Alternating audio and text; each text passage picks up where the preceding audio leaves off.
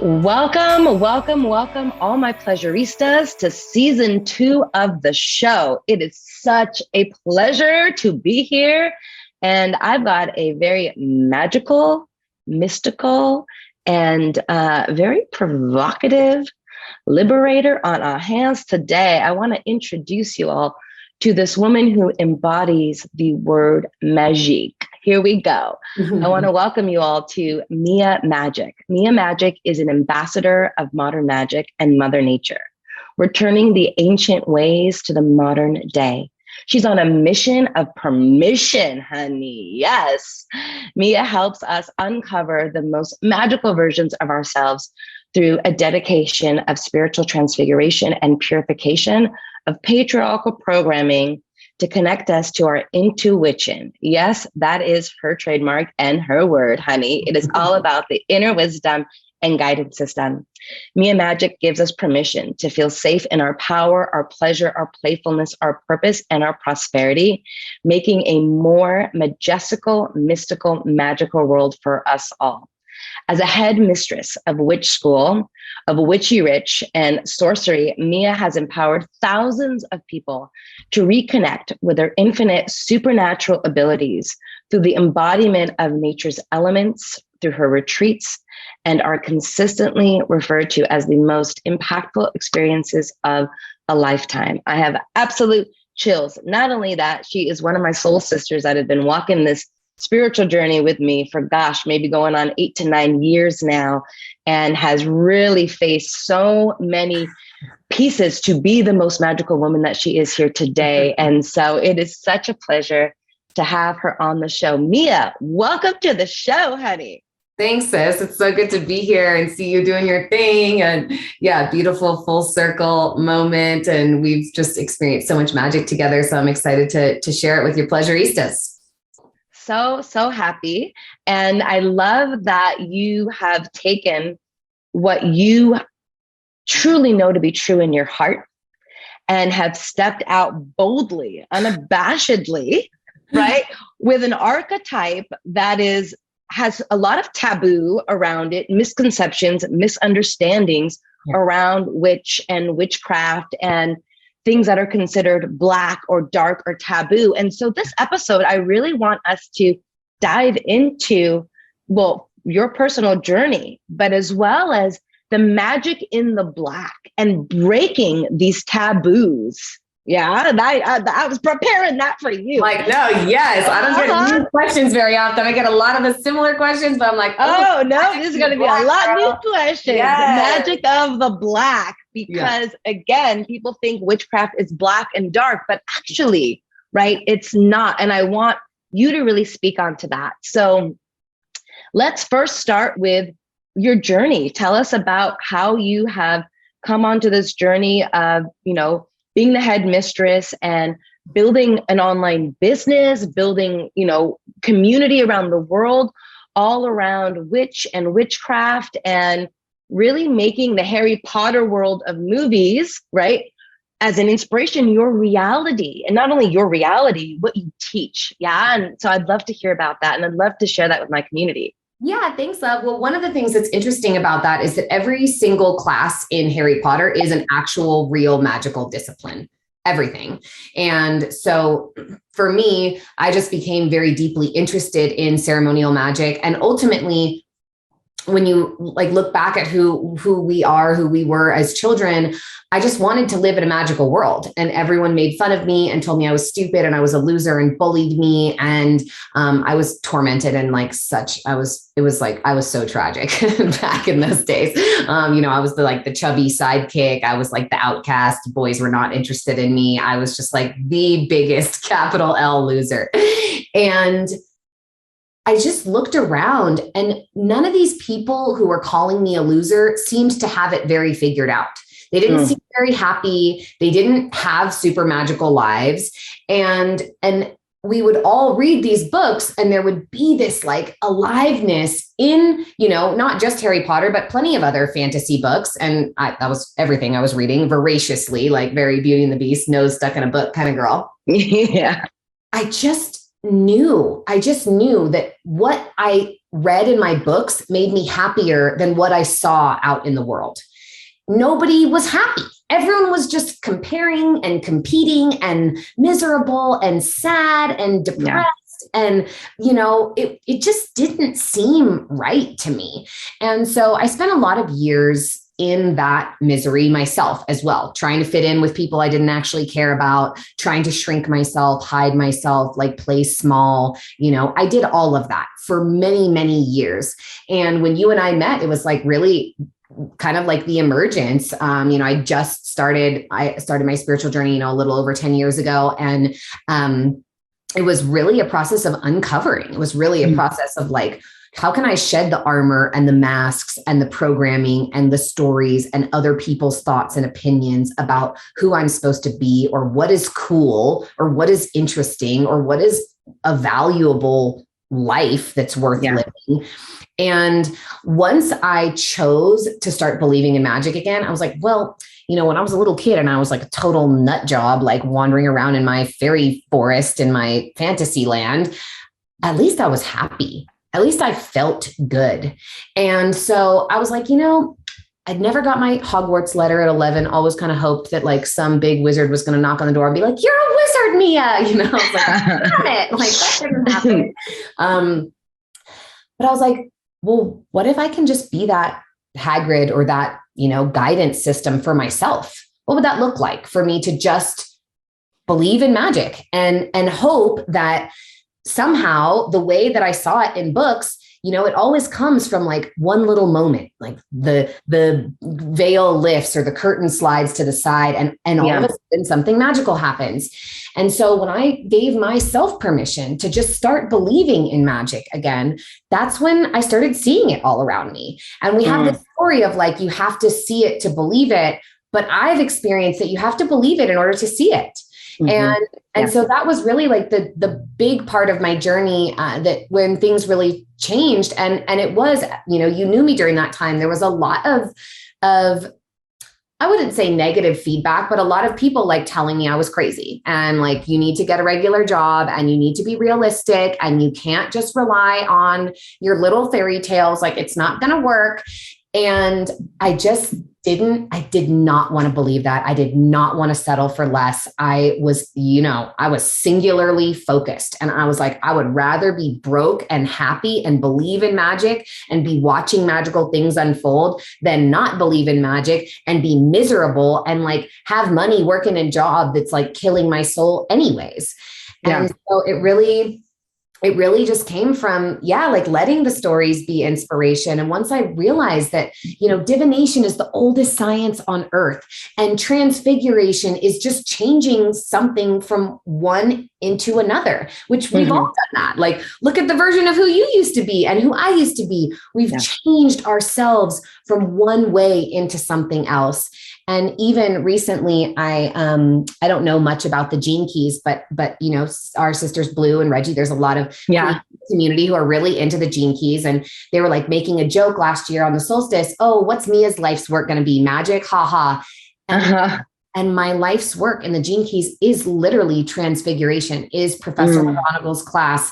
And when I saw that, of course, I was already on this path and doing what I'm doing and like had the book deal and had the successful business and all of that. But I had one of those like psychedelic, orgasmic, sobbing, hyperventilating, laughing hysterically kind of coming at the same time when I just saw like that one word in the English language that could have that much significance to me. It is literally what I'm here for, is to be, the young Professor McGonagall. And so it just really is. It's such a gift to be doing this, but it certainly did not come easily because our society is not encouraging us to find this type of magic within ourselves and to transfigure ourselves from those, constantly consuming, like voracious sort of hungry ghosts, as people call them, into these empowered, sovereign, magical versions of who we are. And I've seen you transform over and over, as I have, as so many people have who are on a spiritual journey. And I loved what you said. And I want to kind of pull that thread a little bit more, because I speak a lot about choosing ourselves, right? Choosing our happiness, choosing our pleasure, choosing our emotions, right? Choosing our destiny in the way, and then co-creating. But you also mentioned in the story, what you were sharing is about, there's a choice point, right? And in the story, it's like either there's a choice of like walking into the elf door or having the veil be revealed, right? Yeah. Or going behind the curtain. There's always this choice point. And I'm wanting to kind of pull a little bit more, if you're willing to share and be a bit more vulnerable. What was that choice point for you of that thread that you started to find?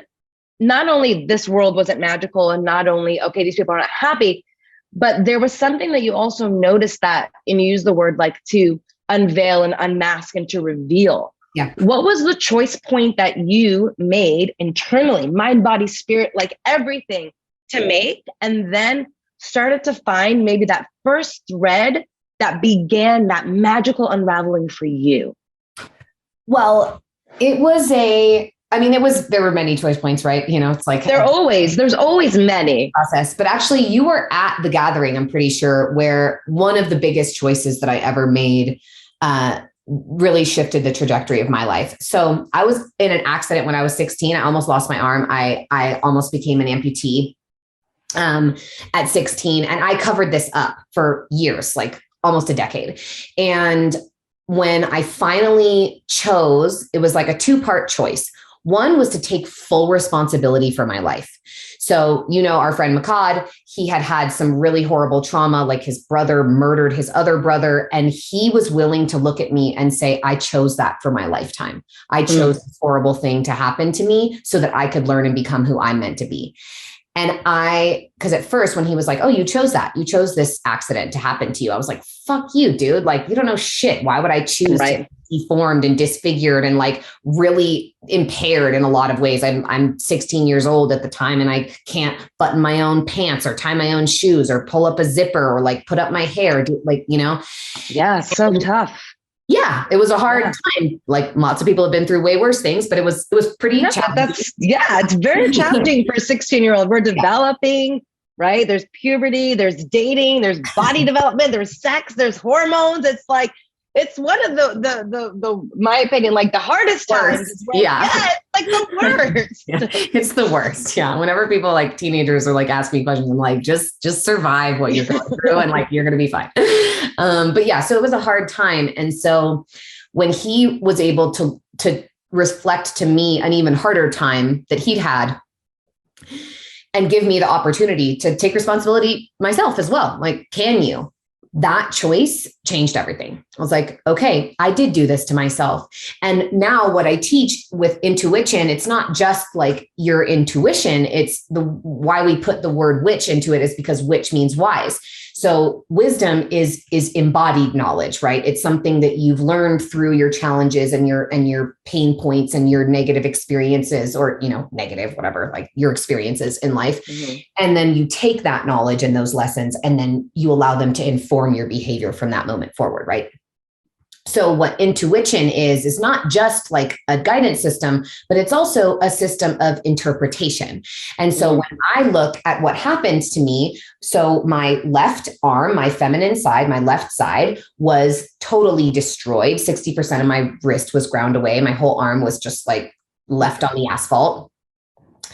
And what they did was they took my right lat, which they call your sword wielding muscle, and like on the right side, your masculine side. So my damsel was in distress, and my masculine side, my muscle, my skin, my tendons, my bone, all came from my masculine side and came to help and support. And your left side's also your receiving arm. So I'm like, my damage to like receiving love, receiving care, receiving guidance was like severed. I mean, you could just go like, there's so far deep to go into it. Yeah. The spiritual, psychospiritual connections to the actual physical body as well. Exactly. Yeah. So there was all of that information of like, wow, my feminine side almost died, and my masculine warrior and knight had to rise up and show up and give everything in order for my survival. What does that look like for me as a balanced being and what I'm sharing? And so one choice was being fully responsible. Like, yes, I chose this. I did this horrible thing to myself as an expanded being, as a God being. I did this to myself so that I could learn and so that I could grow. And then the second part of that choice was I'd covered it up for so long. First, because it wasn't allowed to see the sunlight because it was so sensitive. But then it became this psychosomatic thing where I can't show it to anyone. It can't be seen, right? It wasn't about the sun. It was like, I can't let anyone see it. Right. And the day that the little sleeves, the coverings that I had literally dematerialized, they all just disappeared from reality one day. The goddess was just like, you're done with this. And they all, like 10 years almost of wearing these same sleeves, they all disappeared. And that day was a choice of, wow, I walked in, it's a longer story, but I walked into a party. Nobody even noticed. I was thinking like, oh my God, they're all going to see how ugly I am. And I'm so fucked up and it's so horrible. And they're all going to not want to be friends with me. And nobody even noticed. They didn't look at it. And so that was another choice of like, wow, what else have I been convincing myself is true? What other stories have I been telling myself are like bad or wrong about me, about the world, about magic itself, that are actually bullshit? Yes. At all. And okay, wow. And one of the big things in that was magic. I was like, I don't want to believe that magic isn't real. So obviously there's something in my mind and in everybody else's opinions of me that are telling me that I shouldn't. But I just saw that nobody even noticed this thing that I've been telling myself is so horrible and so awful. So maybe like the opposite is true. And this thing that I've been saying isn't real actually could be. And those were like two of the big choice points where I realized like, wow, the universe is speaking to me, even through my own body, even through these horrible challenges. And I can remember that I am an expression of the universe. I'm an emanation of the universe. And we're literally circling a giant ball of fire floating through infinite space on an organic spaceship. Like, it's pretty fucking magical, you know? Yeah. So I chose to believe that magic was real. And then it started showing itself to me everywhere. This is really, really powerful to hear. And I knew some of this story, but I didn't know all of it. And I remember that when we had met, and then it was just like, again, that choice point of the veil just lifted, where it's like, it doesn't even matter. Wait a minute. And I love what you're speaking to, right? Is that we can live in our own hell, or we can live in our own blissful fantasy and by what stories we tell. Yeah. And so what you're really speaking to as well is two pieces that I want to kind of dive into. One is around the magic of the dark, the magic of like all of the dark stuff that we go through. And then we're going to go a little bit from that into, because again, you're so great at storytelling, right? So I want to kind of touch base on that as well. So just because you were mentioning so powerfully, right? And I know I've experienced, all my pleasuristas have heard my story a bunch of times. I don't need to go into it, but we know, right? We go through a lot of dark, heavy shit. Yeah. And it's not good or bad. And what you're saying, right, for anyone who's listening is like, it's the power of the story that we're telling about the experience that's happening. Yeah. And the darker things, right, has so much magic in it. This is where you reclaimed your magic. Yeah. And the things that we used to be so scared of, being seen or having a voice or being touched or whatever that thing is that we are afraid to face. Yeah. When we go into that darkness and we reclaim the fear and alchemize that, and we are calmer in the face of darkness, or we're in more of an energetic harmony with that darkness, right? And your story is a great example, right? Of how the magic is cultivated and created from going in the darkness. So I want to hear from you, Queen. Like, what's your take on the magic of the darkness? Because darkness gets a lot of taboo, right? But as you shared this beautiful alchemical process that you experienced, I'm wondering what's that like from your personal experience, and also from that, like from the witchcraft perspective in regards of, you know, not black magic, but dark magic, magic of the dark. Yeah, well, in general, the dark has been villainized the same way as witches have. So the dark is it's the feminine, right? It's every seed is thrust into the dark in order to grow. Every person grows in the darkness of the womb. Like that is the void. That's where all life comes from, is the darkness. You know, even at night, right? Like we can't see all the stars, all the planetary bodies, all these magical, beautiful, luminous lights throughout the universe unless it gets dark. You know, shooting stars, like the awe that we experience when like a giant meteor soars through the sky, like, you know, that feeling only comes from the dark. And so I think that, you know, it's the same as like, I'm writing my oracle deck right now. And one of the cards is the spiral. And the spiral is this ancient symbol. And we have this super negative connotation of a downward spiral. Oh, it's so bad, a downward spiral. But downward is the feminine direction. It's down into the earth. It's down into our depths where look at how we run our computers, our modern life, from mining things. We are extracting from the depths of the earth all the time for like the crystals and the lithium and like the batteries and the gold and the silver, like all of these things that we value that are precious come from the depths of the dark, all of them, you know? Yes. And so I think that it's really, there's so much to say around the patriarchy. I don't know how much you share with your audience around like the history of. It's a fair game. Go for it. I share it. Go on it. Yeah. Judeo-Christian religion on our planet. I mean, people were the original sort of monotheists that moved through like Judaism, Islam, and Christianity, wiping out pagan people, which pagan did not mean like, you know, country folk. It just meant like earth religion, really was the original connotation, because that's what everyone's religion was, you know. Everyone was indigenous. Everyone was worshiping the mother. You didn't know before like modern science. We actually didn't even know that it required a man's sperm for a woman to get pregnant, because like people would be fucking all the time and you don't get pregnant every time you have sex. Right. So like, you didn't know. It was just like this magical thing that women could do. So the God that we all have, that we all relate to, was the mother. It's not to discount the masculine. It's not to say that we don't need like that, you know, the warrior and the hunter and the healer and the provider and the hero. Like we need all of those archetypes. But the God that we all related to in indigenous civilizations was the mother.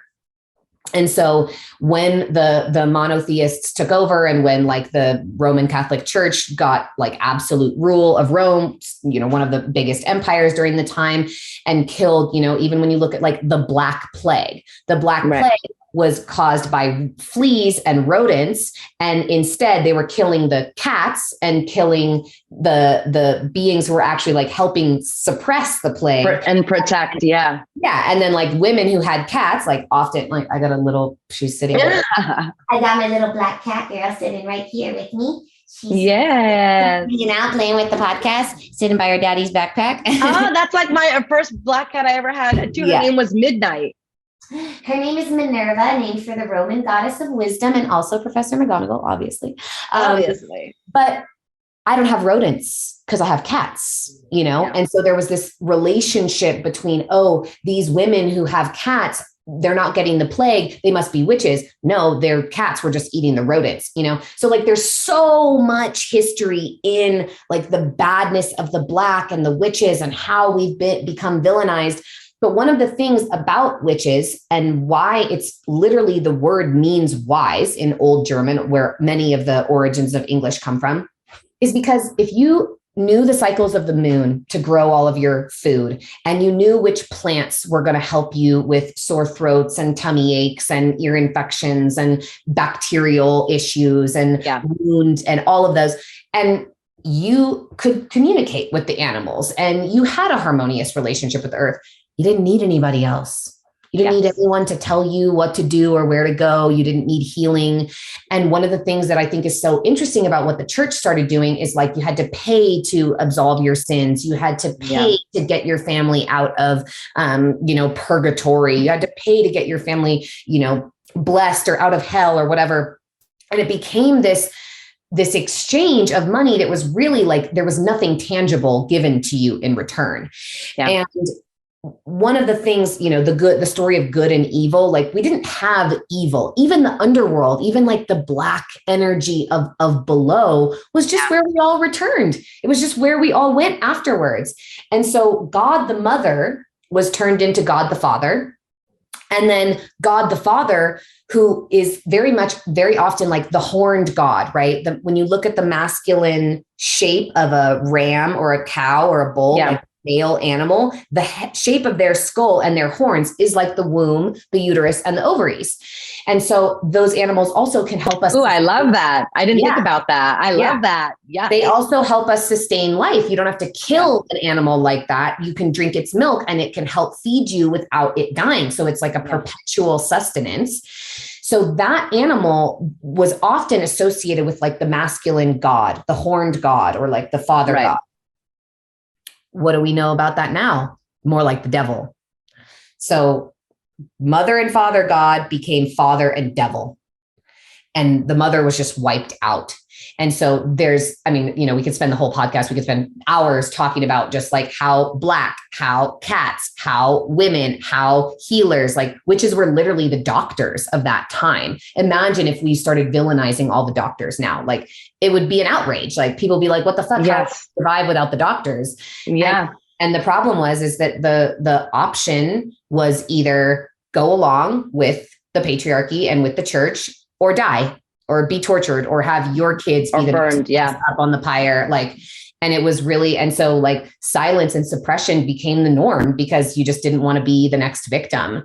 And I think that that's really ultimately like, that's the darkness that everyone, has become afraid of, is like that we stayed quiet and we stayed silent and we let our doctors be, drowned and hanged and tortured. And we forgot that it's like that beautiful, Native American proverb about like, they tried to thrust us into the darkness, but they forgot that we are seeds. We've all forgotten that we're beautiful. That we're supposed to find power and magic in the darkness. That's where we learn how to grow, both as human seeds in the womb and as every, beautiful plant that sustains our life. So, I'm here for the dark. I'm here for the black. Like, I learned so much from it. My therapist always says to me, like, you found your magic through pain. Like you would not have magic without all the pain you went through, because that's what motivated you towards it. So for anyone going through it right now, just remember, like, even in the darkest nights, the dawn always returns. The sun always. And that's that like beautiful energetic harmony, right? It's not resisting the black. It's welcoming, embracing, going deep into it, knowing that it's a part of us. And I just want to take a moment to acknowledge your wisdom. I want to take a moment to also really acknowledge, the journey that you've been on. And, you were sharing earlier, and it just feels so true to also share, is like, in the black or in the darkness is where our scars are, whether they're wearable or they're hidden inside of our heart. And I just wanted to say and share and celebrate you for being so courageous to reveal all of you and not hide any part of you, which brought then even more of the magic in you. And as one of my first teachers said to me on my spiritual journey, like 12 years ago, he said, show me your scars, love, and I'll show you mine. Yeah. And that's such a powerful thing to recognize, that we all experience darkness. We all experience pain. We all experience it in some form, whether or not we can see it externally, or we're creating it internally, or we're suffering in the pain through patriarchal or religious beliefs or cultural or societal beliefs, that until we are free thinkers and until we get into that energetic harmony with all of our scars and choose to embrace them, choose to be seen in them, choose to love them, then can we really experience the majesty and the magic of who we are beyond those scars, right? And I just wanted to acknowledge you in that courageous journey. Thanks, sis. Yeah. It's not easy, but I still do it. I still have moments, there's still fear and edges, and my edges. Of course. Pretty it's far like, out. And now they've changed. And, and to what you're saying as well, just a little piece before we go into the next is like, when I also look at my ancient Egyptian ancestors, we look at the hieroglyphics on the wall, and there isn't a mother earth, right? There's a mother sky, right? Yeah. So the sky goddess, Nut, right? And she's all lit up, right? And it's Father Earth who's down below, who's receiving her, right? And so you can see the yin and the yang and the polarity of what's needed. That's, we can't deny it, even if they rip down the feminine temples of Hatshepsut and Isis, and they take down all these things. If you look at ancient mythology, way beyond the patriarchy, right, that's etched in the walls, we can see that there's always been connection to plants, that there's always been connection to cats around the temple for protection, right? Like the giant cat temples, like they're there. And they're there because it's everything and all beings working in harmony together. There isn't a separation. And that's where I find that the patriarchy belief systems, not just men, but anyone who's subscribing to those systems or suppressive cultural beliefs are then living in, ignorance and silence, which then is just death. There's no way you can live an absolutely magical life, right, from that space. And going into your point, right, around, what are the stories then we're telling ourselves about the dark? What are the stories we're telling ourselves about our shadow, about our feminine wildness, the feminine chaos, the feminine rage, the feminine deep, messy, orgasmic, fucking wet pleasure? Like, what are the stories that we're telling about ourselves? And also about our wisdom, the inner witch inside of us, the one that knows things way, way beyond. And so can you just share a little bit about what role does storytelling play in your brand and in your medicine? And and how does that contribute to the success that you have in your business, but also the success you have with all your clients? Because you started with reading stories as a kid. How is that translated now? Well, I think that, we use the word history, but that just means his story. And her story hasn't been told very often. And so that's what I'm here to do. When you look at my star chart, whether you believe in astrology or not, but astrology is the oldest science on earth. And, and so in my stars, I am a Gemini, and that is the messenger of the gods. I'm a Taurus rising. And so that is very Venusian. It's literally the expression of the earth itself. And if that's how I self-actualize, then that's whose voice I'm a messenger for. That's who I'm speaking on behalf of.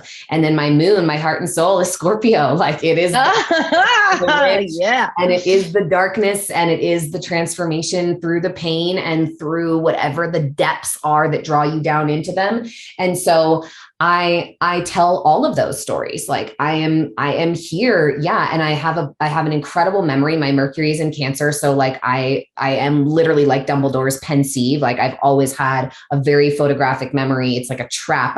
Anything that I'm interested in, it just is kept forever, And so my intention really is to support people in writing whatever the epic tale is of their lives, right? How do you want to express being the hero of your life? This is the fairy tale that I wanted to live, that I wanted to write for myself. And so I think that the biggest thing is that, I love this quote from Braveheart. I hadn't seen Braveheart until I started leading my castle retreats in Scotland. And I was like, I feel like I should probably watch Braveheart. And I watched Braveheart, and he starts with one of the first lines is, remember, history has been written by those who have hanged heroes. And I get full chills, just thinking about that line all the time.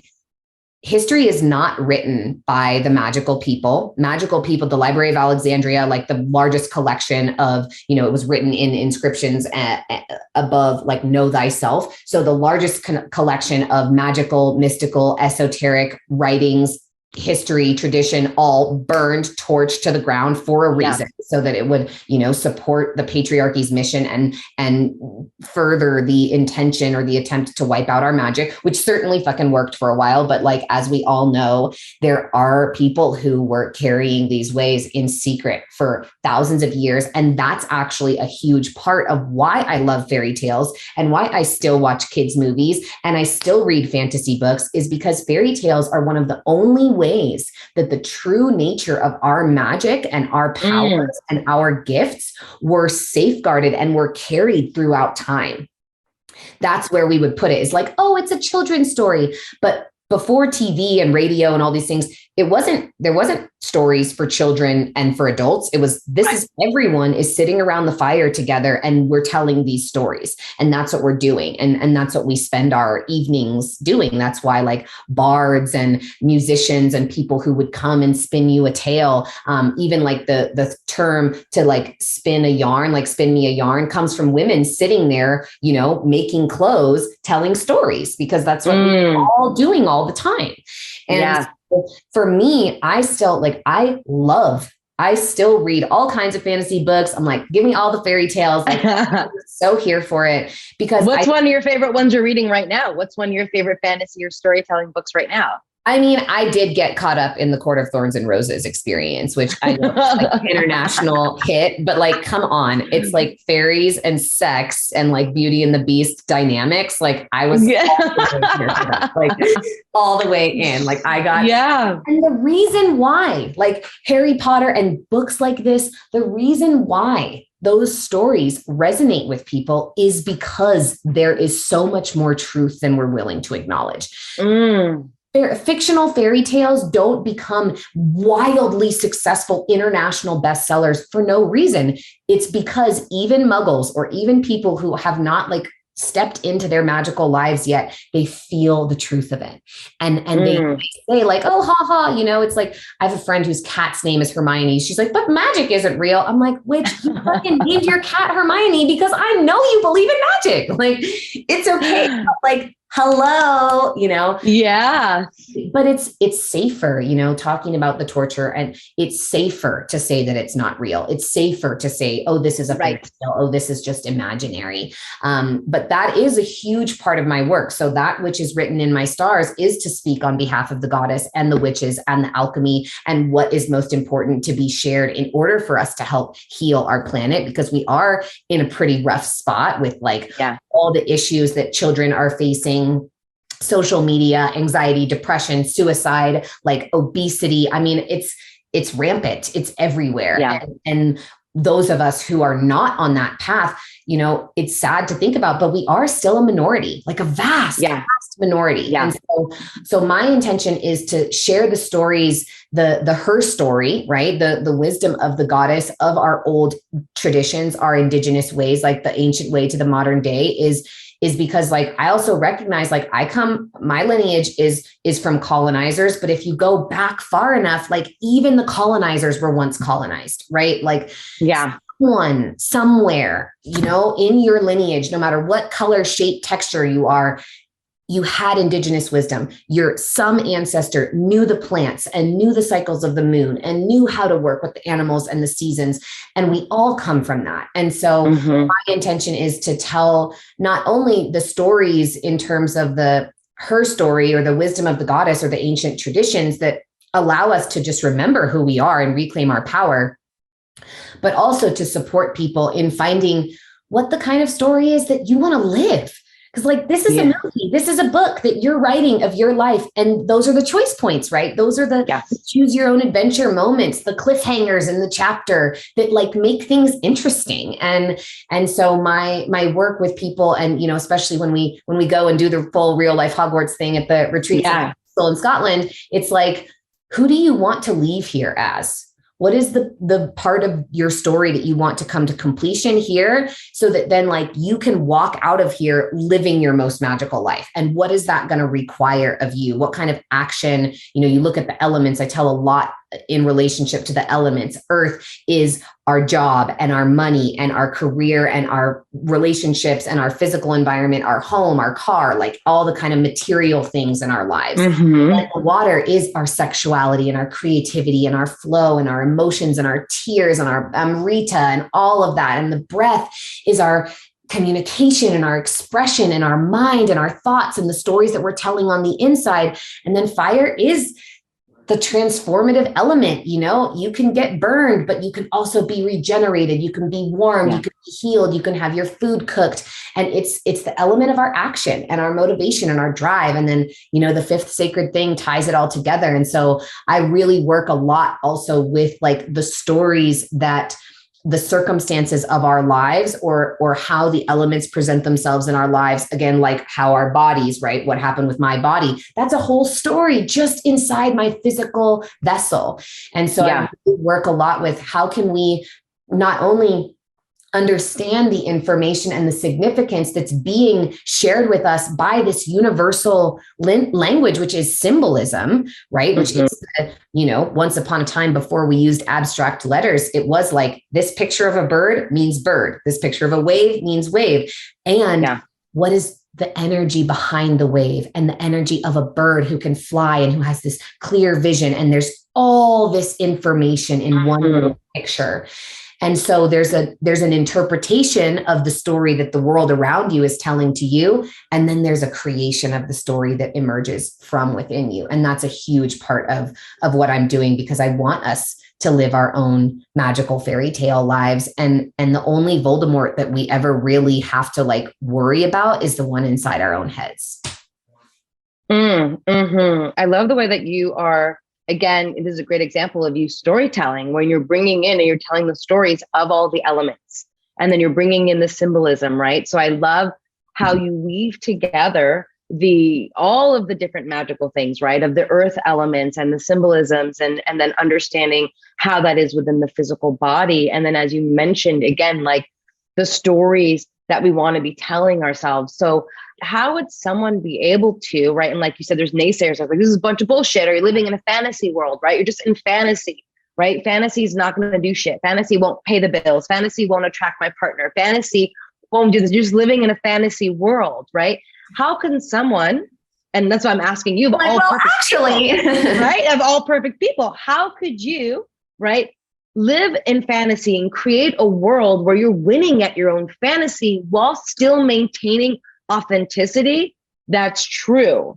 And is there values that you have as a headmistress within your company, within your branding, that you instill in your students that help them be able to be better storytellers of their own life, of their own journey?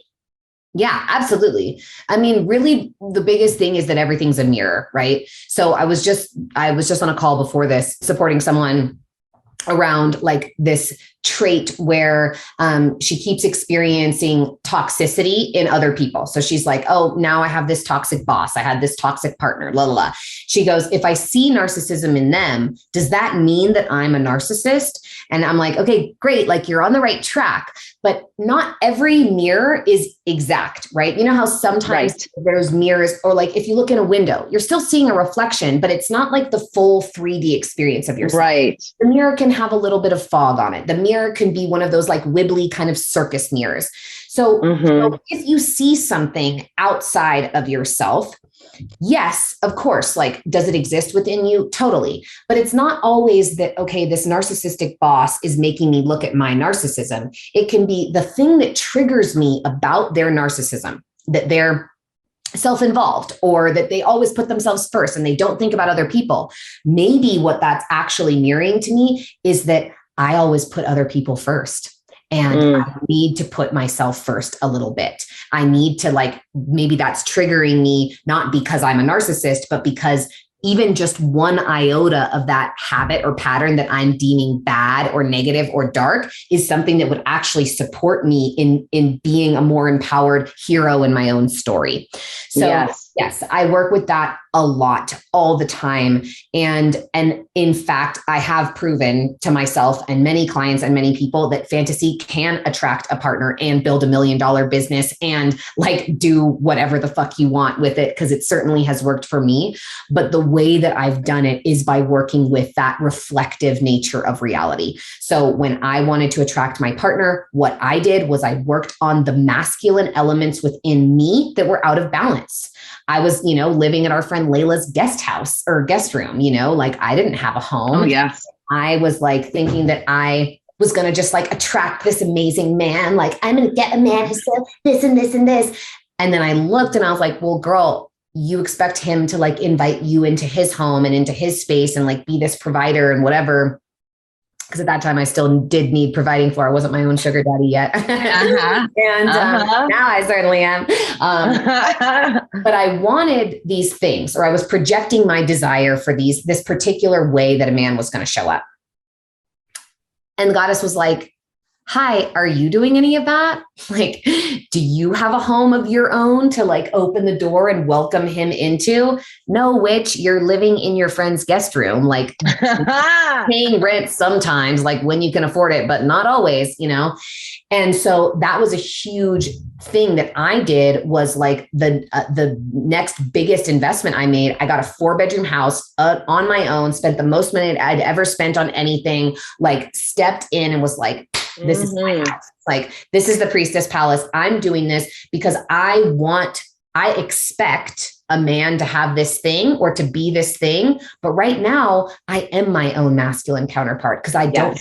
Yes. So it's just me. So if I'm looking again at like we were talking about with the body, here's my left-hand side, here's my right-hand side, here's the goddess within me, here's the God, here's the inner feminine, here's the inner masculine. Okay, if I am sacred union in my own body, what does the masculine require of me? How do I need to step up? How do I need to rise? How do I need to become more of my own provider?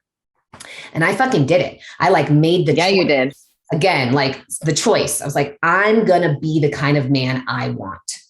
And I stepped into that, and I did become my own sugar daddy, and I did become my own provider. And I did I was doing all these rituals to the masculine and like connecting with like, who am I as a man? Who's like the Atlantean warrior inside of me? Like, what does that look like and feel like? And the more I worked with that, then I called a king into my life who is so loving and so generous and so compassionate and has such a beautiful, like nurturing, balanced feminine side. Like he's my mama bear, and he's like is so tender and cares for me in such a good way because I stepped into my warrior so that I could have that embodied within myself. So he's a natural reflection of the warrior, but because I needed to use that feminine essence of nurturing and loving and like acceptance in order to actualize that masculine side, he also reflects that to me. So that's really the biggest piece that I support people with is like, how can your fantasies, yes, absolutely help you attract whatever you want, abundance, like the abundance piece, the really biggest thing that I always like have to just drop in is I work with that through an empowered relationship to the planet. I don't buy anything from Amazon. I don't buy new shit. I buy everything secondhand unless I'm like supporting an artist or an artisan or like. Yes, I love this. I love this. I do not buy plastic shit from sweatshops, and like I'm not doing that. And we are too often in this modern day operating in scarcity in that way. Oh, I can get this thing so quickly, and in 15 minutes it's in my house, and it's only $20, and like all of that. And it costs that and can come that quickly is because it's being created by scarcity, and it's being created to try and keep you consuming and thinking that you're not good enough without it. And when you go and spend time in nature, you remember how little you need. Like you don't need much at all. You can just be laying on the earth and like feel the frequency and the aliveness of abundance in nature. And so that's abundance. Like that's abundance, right? I didn't say money. I said abundance. So I love that you mentioned that too, because so many times people confuse money with abundance, but you don't actually need to have physical cash money in order to be abundant, to feel abundant, or live abundant in wealth, right? It's about connecting to resources.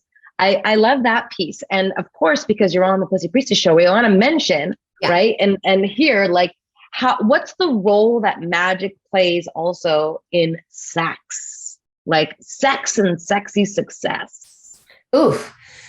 I mean, so much. For me, it's everything. But like, just to be, you want to be really vulnerable, and we're having a conversation, the two of us. I actually really had a hard time bringing the depth of my magic and the fullness of my sexuality into my partnership. There was a lot of fear, and he's so sweet and he's so kind and he's so loving and he's so there for me. But it wasn't about him. It was about me. And it was about the witch wound and about all the moments where we are, where we're taught to fear our blood and our sexuality is shamed and we're not supposed to be wild or freaky or anything, or we're nasty and kinky and naughty. Yeah. Nothing. Like, you're just, and so many women, are taught, or like our mother's generation were taught that sex is just for the man. Like, it's just for him to like get what he needs, we're there for them. And our sole purpose is to be submissive to them and serve them. And we're there for their use and their pleasure. Yeah. Exactly. Their exactly. Like their use. And so for me, I really noticed, like, I'd never been in a deeply conscious partnership. I'd never been with someone who I could ask for all of my needs from. And I got afraid, and I self-abandoned for a long time. And I didn't know how to bring like my magic into our partnership, or I would want like a 3-hour sex ritual. And that's just not, like, he's not inspired to do that. He doesn't want to do that. And so that's actually been like a very recent in this year, really being able to find the balance of what does it mean for me to bring my magic into our sexuality, where, like, if I just lead him through like a 10-minute heart opening meditation beforehand, or we just like tone the seed sounds, like the chakra sounds. Up our energy centers, or like it's something small. It doesn't have to be this like massive thing. But I just went on a Mary Magdalene pilgrimage in the south of France in April. And that was my intention, was like, I have to stop hiding from the Magdalene within me. It's not about him. It doesn't have anything to do with him. It's about me. Like, I have still been afraid of bringing that version of myself to him, and I have to stop that.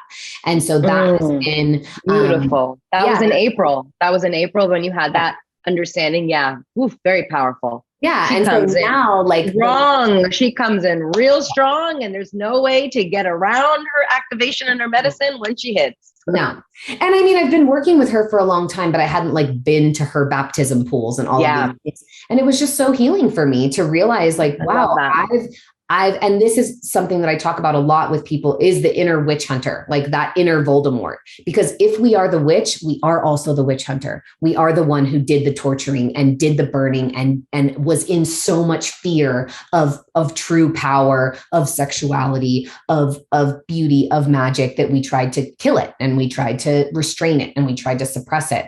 And so I really, really witnessed how I was letting my own inner witch hunter take the reins with my sexuality. And so sacred success and like sexy success, like that for sure, like all the rituals, primarily with the earth, like really color magic in my home, feng shui. I have an epic like abundance ritual about that. That's like all the tools and techniques that I used specifically around success to generate more financial abundance. But I think that now, like for me, one of the best ways to just like bring magic into the bedroom is just with like, asking your partner too, like, what do you want? What would you make you feel more connected? Because what I've been noticing recently for us, and like, we've just been having the most mind-blowing, amazing sex since I got back from that retreat, and just like Amrita fucking waterfalls gushing everywhere, which is so great. And, our sister Dakota, who I'm sure you're familiar with, who teaches a lot about Amrita orgasms, always talks about how Amrita and that waterfall, or like squirting, I don't like to call it that. Yeah. Those waterfalls, the female ejaculation. Yeah. The female ejaculation specifically for squirting. But those that are listening and maybe didn't hear other podcast episodes, Amrita specifically is the female ejaculation, of also known as squirting, where it's the nectar of the goddess. So when a female feels so deeply relaxed, connected, safe, open, and available, she can get to her highest state of accessing the goddess within her. Yes. Yeah. And so that's what she was saying is like, Amrita is so connected to the heart.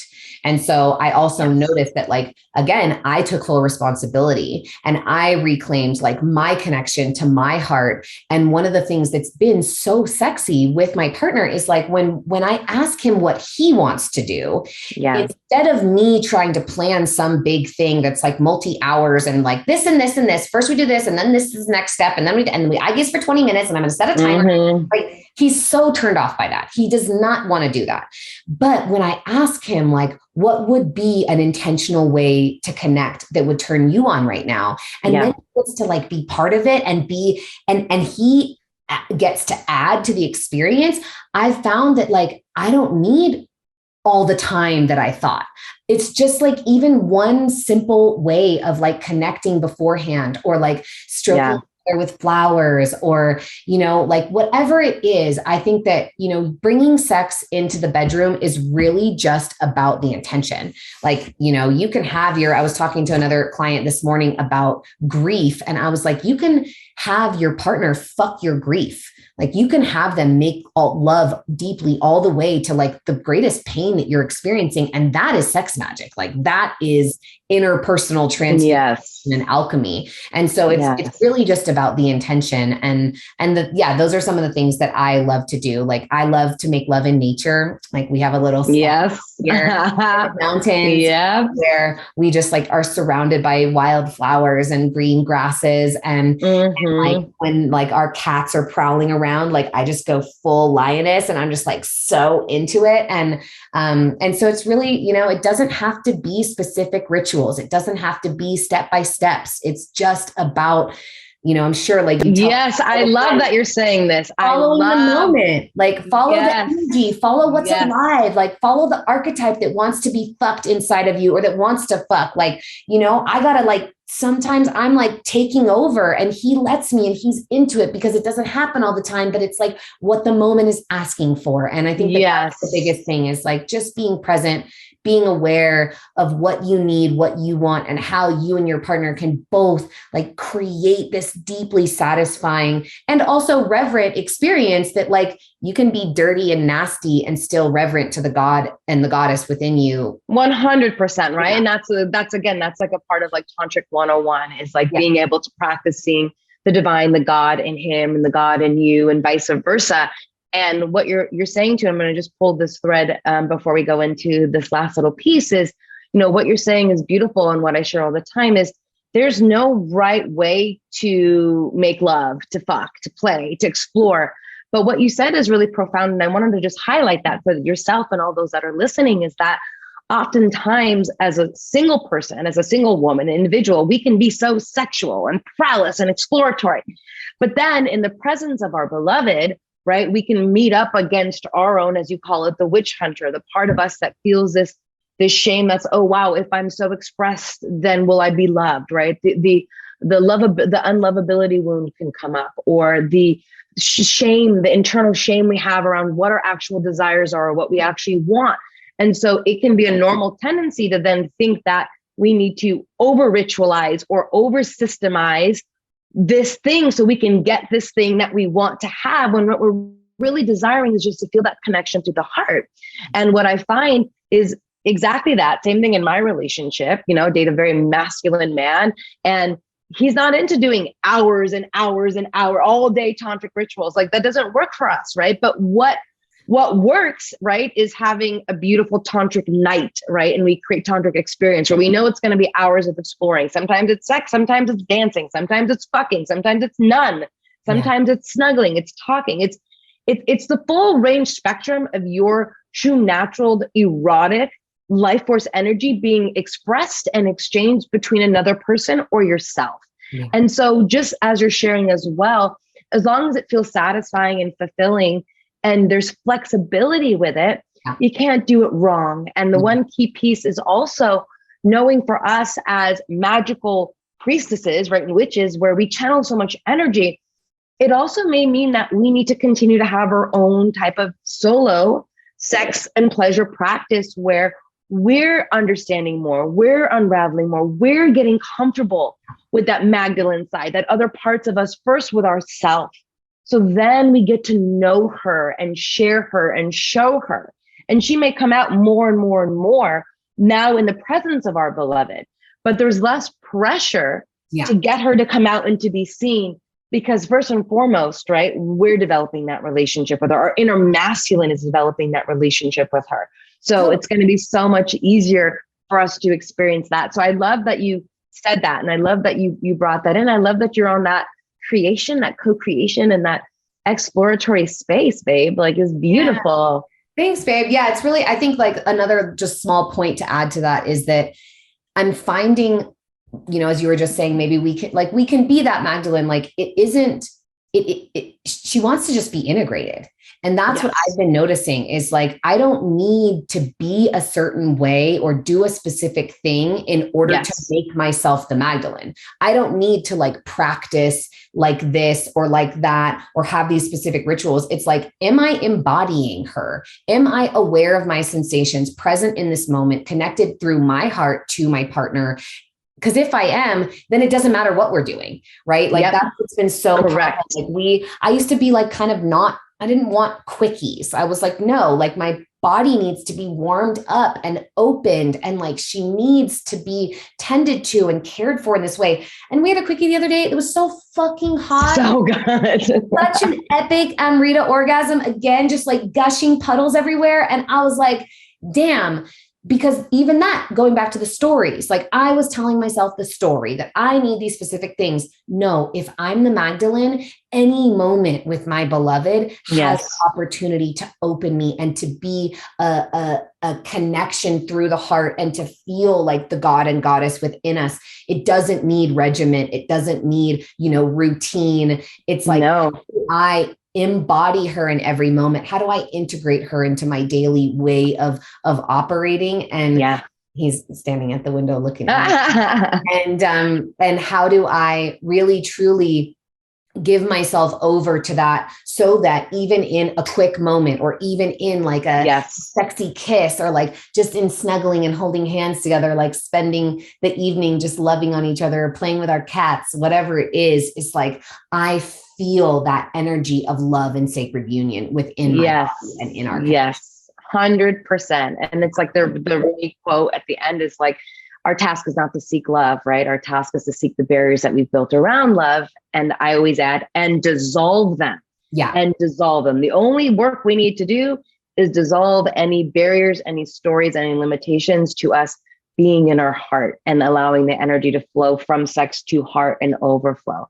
So beautiful, Queen. I want to ask before we wrap in, what is, as all the pleasuristas, we are a society that is devoted to feeling good, to feeling good, mind, body, spirit, soul, all of those aspects, and living a really conscious and devoted life to love. And from then, someone who is on the path, let's say, interested in, let's say, owning more of their witch, owning more of maybe something that's more of taboo, let's say in their career, right? Like if they want to be a witch, or they want to be a priest, they want to be something that's not the normal taboo that seems fantasy.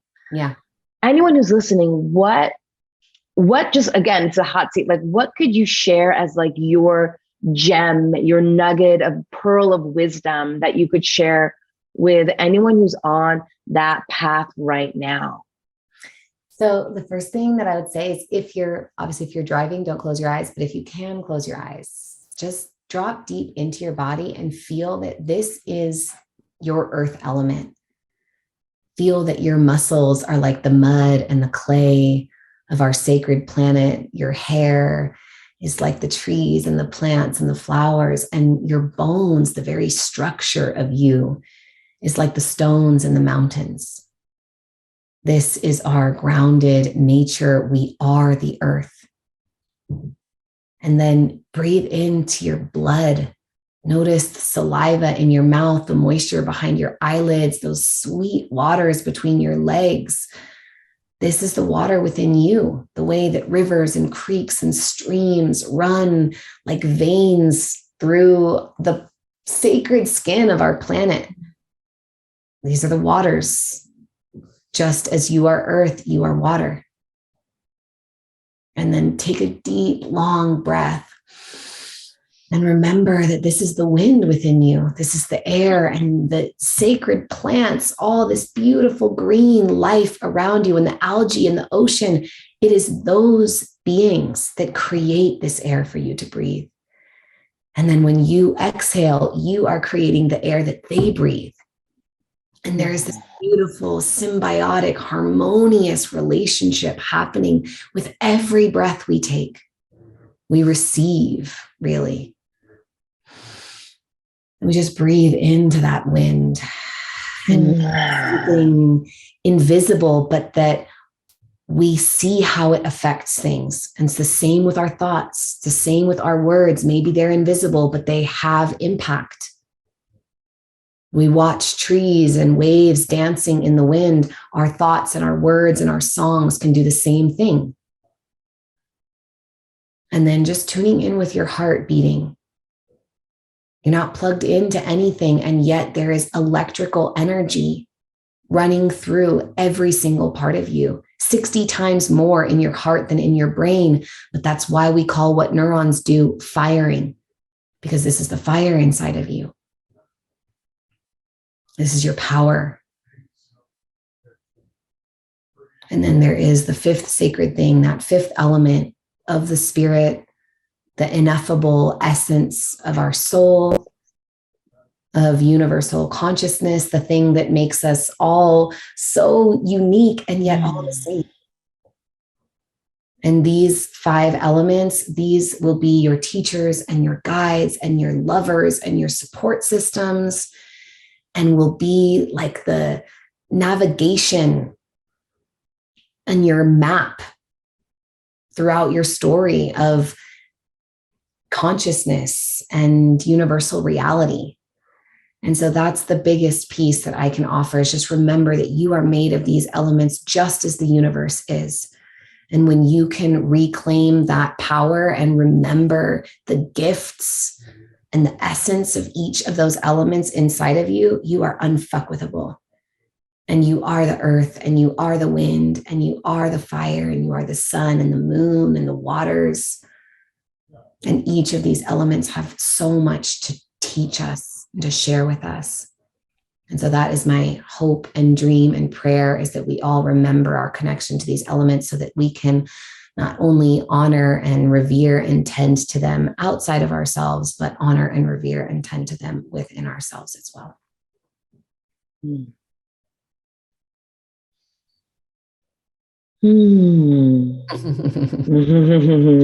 Gorgeous. Thank you so much for blessing us with that beautiful meditation and that remembrance practice. And anyone can go and listen to that over and over again as many times as you need on this journey. Thank you for blessing us with your beautiful magic, Mia. And I would love for everyone to know, we will put all in the show notes, to follow Mia on Instagram. And if you want to dive deeper into this, Mia, how can they play with you? How can they grow with you? How can they experience this world of magic with you? Yeah, so everything is Mia Magik, MIA MAGIK, my Instagram, YouTube, website, all the things.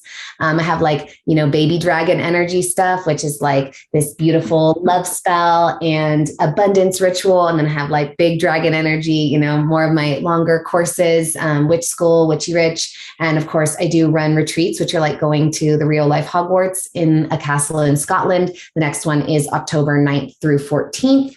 It's really, really powerful land of unicorns and private waterfalls and lakes and lots of deep rituals. And so really it's just, my deepest desire is just to have everyone find whatever their most magical self is, so that we can all rebirth this new earth together. Is there anything else you want to share with us, Mom, of what else you're working on? Yes, my first book called Intuition, all about reading the language of the universe, comes out on January 30th of 2024. So that'll be... Woo! Yes! Yeah. I love this. I want to get one of the first copies, and I want you to sign it for me, please. I will for sure. Oh, God. You're so welcome. Oh, my goodness. Love it. Congratulations. Thank you. Such a pleasure, my love. Thank you so much. Yeah, thanks, sis. So good to chat with you here, and so grateful that everything that you're doing is touching so many amazing women across the world. Thank you, Mama. Thank you. Thank you so much for being a part of it. Yes, Queen. My pleasure. Love you so much. Love you too, sweetie.